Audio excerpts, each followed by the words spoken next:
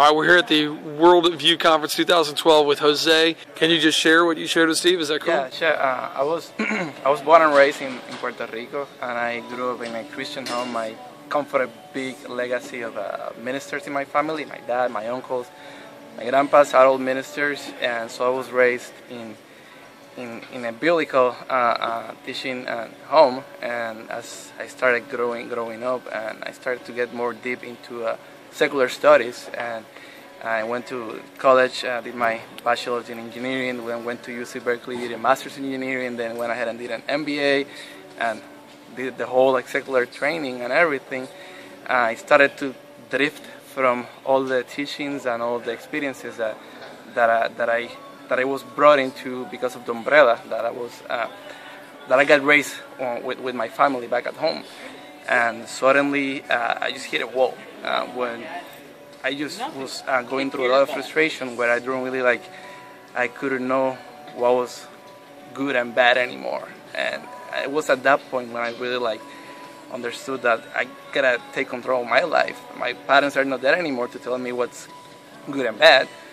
So it was just me trying to figure out everything, and I suddenly realized that I really somehow gotta be able to find answers to a lot of questions that I had, but I was not even taking the time or the diligence to even stop and think about them. It was when I was facing situations in life, and when I started to be challenged by others, I was telling them that I was Christian, so they started asking me questions, and I couldn't even say anything. And basic questions that right now I really I'm able to actually right now stand up and give a decent defense of my faith. But this has happened in the course of this year. I started having all these issues starting this year, and I really 32-year-old point in my life, I said this is no more. I need to stop, get back to where I belong, and really trying to find all those answers by myself with the help of God. And right now I can just say, right now to this day, that I'm there. I'm not there yet. I'm just waiting for work to be finished, and that's gonna be finished when God comes back and take us with Him. But in the meantime, it's gonna get myself more prepared and more nourishing to the Word, and share that with others that I know that are gonna be going through the same thing that I'm going.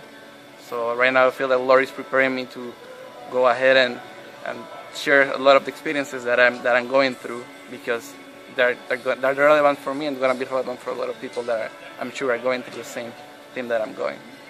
So after all this worldly knowledge, after getting all this wisdom and getting all this higher education, you felt like there's something missing. It's really you needed a foundation for your life, huh? Yeah, pretty much.